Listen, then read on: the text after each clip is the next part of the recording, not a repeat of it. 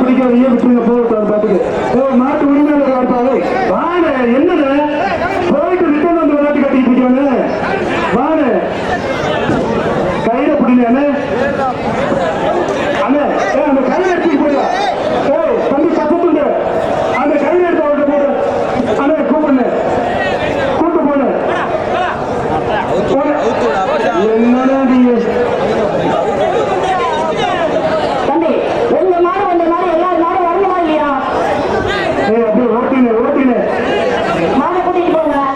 அப்படியே ஓட்டுன கூப்பிடுங்க என்ன நேரம் அங்கிட்டு போன முடியல எங்க பேர் கேட்டு போறா அப்படியே புரியா வாயா இங்க வாயா ஓ மோடு வாயா